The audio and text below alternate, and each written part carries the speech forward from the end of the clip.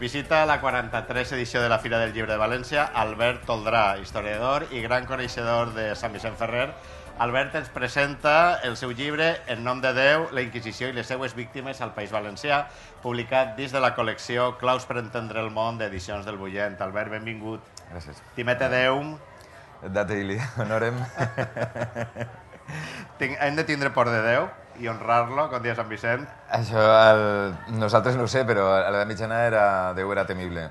Era un ser que feia venjances. Es venjava dels mals cristians i dels pecadors. De Sant Vicent a la Inquisició. Com va sorgir este últim llibre? Bé, porta un temps investigant temes d'Inquisició i es va donar la circumstància, l'oportunitat de fer un llibret de divulgació, intentant explicar d'una manera senzilla el que era el Tribunal de València de la Inquisició, com funcionava, quines eren les seues víctimes. I, de fet, hi havia un precedent, un llibre, però dels anys 60, encara més xicotet que aquest, vull dir que era un camp que estava buit.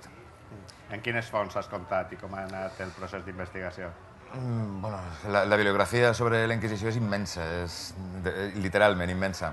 És estudiar els estudis històrics més importants, els locals, mirar tot el que s'ha escrit sobre el Tribunal de València, i després documentació original de la Inquisició, que és la cosa més interessant que pugui tindre el llibre, que és que hi ha uns quants textos originals de la Inquisició.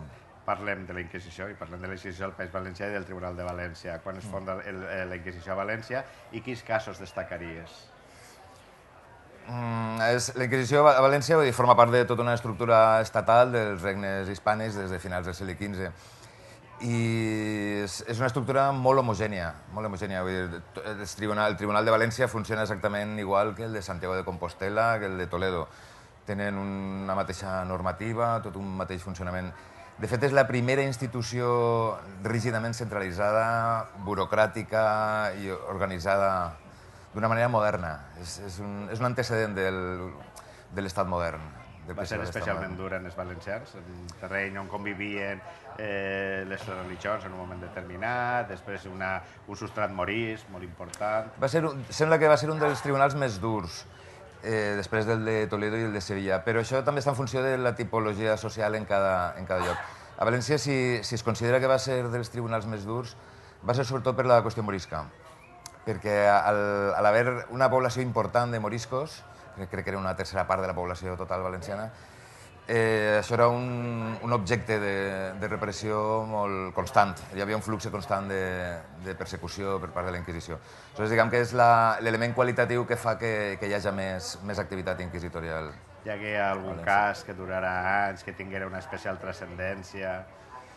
N'hi ha molts casos, els casos de la Inquisició... Sí, me ve al cap, aquella famosa col·lecció que se va fer de Múnich Editors, dels arxius de la Inquisició, i està el famós llibre de Carlo Ginzburg, El que soy los gusanos. Sí.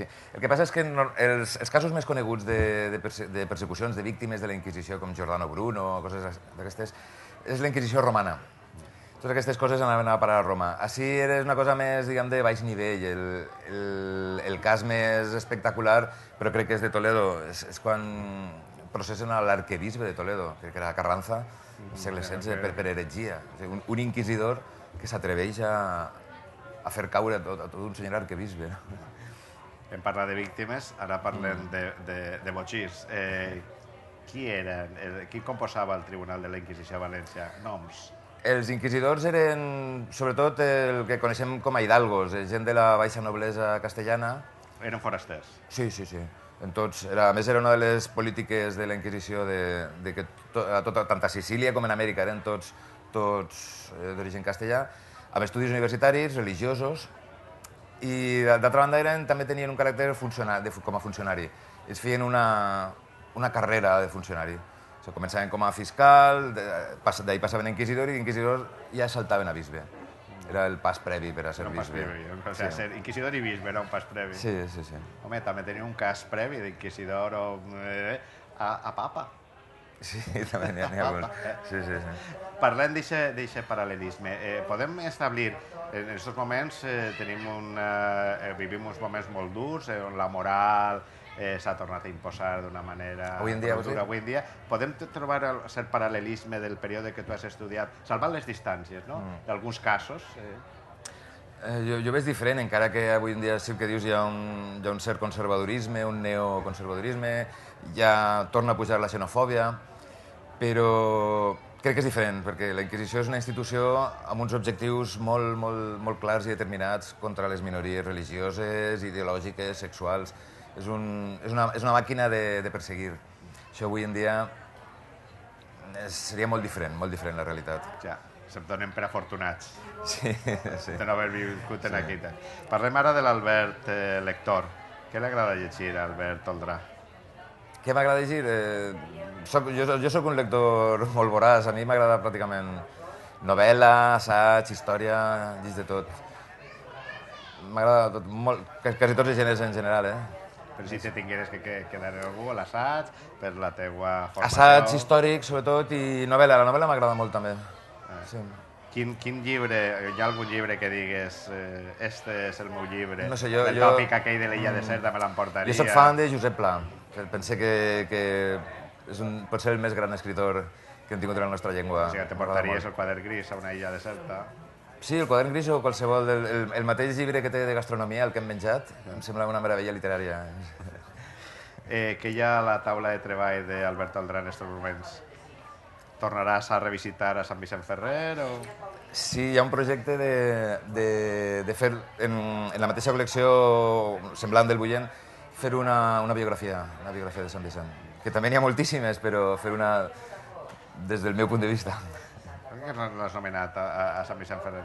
Continua, té molts aspectes, és un sant molt popular, evidentment molt popular ha sigut sempre, però hi ha aspectes molt desconeguts que aporten llum o mos puga fer canviar la concepció que tenim d'aquest sant valencià. El que passa amb Sant Vicent és que hi ha un contrast molt gran entre la seva fama actual com a sant que feia miracles, com a patró valencià, i el personatge històric.